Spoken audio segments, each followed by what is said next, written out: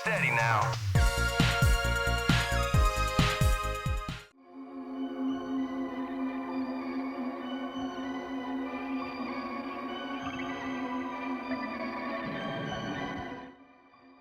While seemingly on a downward trend in the early 2010s, horror games have made quite the comeback during the 8th and 9th generations.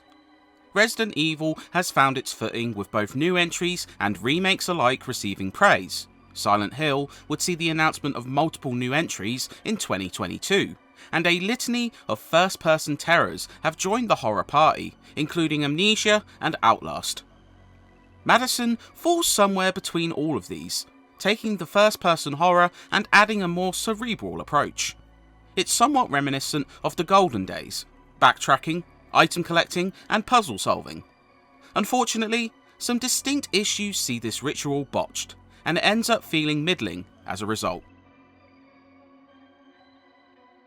Madison centres around Luca, a teenager who awakens dazed and confused, left to fend for himself in a nightmarish and shifting version of his home. It's soon revealed that a demonic ritual has taken place and leaves Luca scrambling to escape. Armed only with an instant camera to aid him, he soon discovers the sinister origins of this ritual and how the camera he wields was once held by something truly evil. It's a thread that is probably familiar to horror aficionados, but some genuinely surprising twists and strong voice work from the majority of characters try to keep you invested. Unfortunately, the focal point of the story, Luca, labours under some cringe-inducing acting. But instead he's been investigating this woman? What is going on? Incredibly whiny, delivered poorly, and removing tension out of high-impact reveals, it makes for an unlikable core. You can mute his voice, but it feels a bit peculiar and, with better acting, shouldn't be needed. Steer clear of the insects. There's just no way. I can't be possessed. While a lot of modern horror tends to border on walking simulator, Bloodiest Games would actually craft an experience that's fairly close to the genre's golden era. Luca is trapped inside his family home, and solving puzzles opens up more areas to explore while requiring you to take key items back to previously locked rooms. The brain teasers are pretty great, requiring some genuine thought and analysis of clues to solve.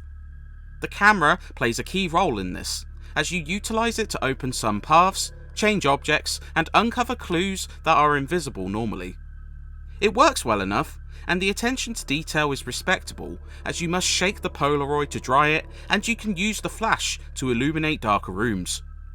Despite all this, it's worth mentioning that there's no traditional combat, and while two sections see you avoiding entities, you cannot fight them aside from repelling the second with camera flash. There's definitely atmosphere to spare, with bleak visuals and tense sound design combining to form a creepy whole. The house is twisted and warped, mixing everyday decor with insects, decay, and dim lighting. Perhaps too dim, as sometimes it's harder to navigate, and while the flash of the camera can illuminate the room temporarily, it disappears like a flash. There are also some unfortunate technical issues, as more demanding sequences cause the frame rate to drop sharply and can take you out of the game. The music is used sparingly, but creates dramatic tension when needed.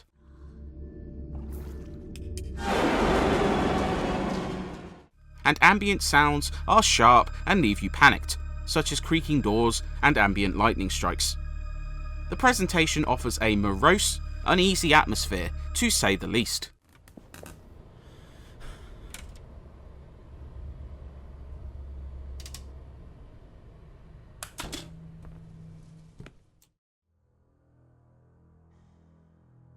Madison offers plentiful promise, but its appeal decays as its runtime goes on.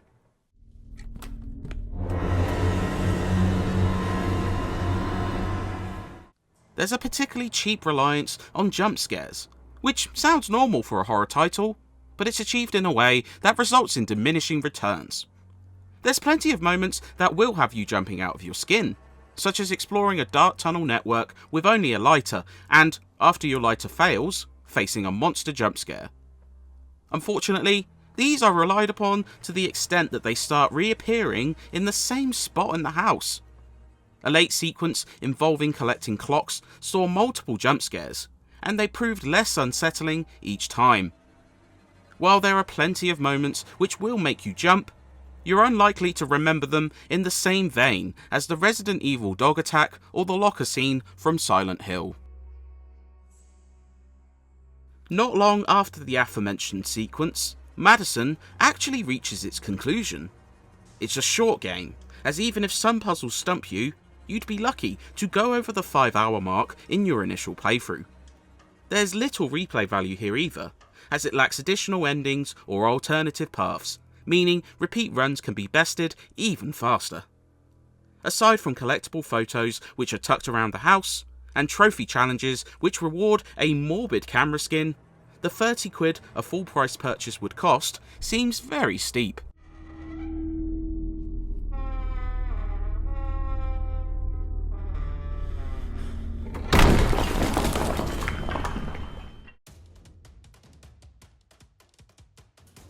Madison is not the worst entry its genre would see, and it can be an intelligent and scary game at times. However, it also lacks enough depth or content to be recommendable. The puzzles are clever for the most part, and the suffocating presentation certainly can deliver the chills.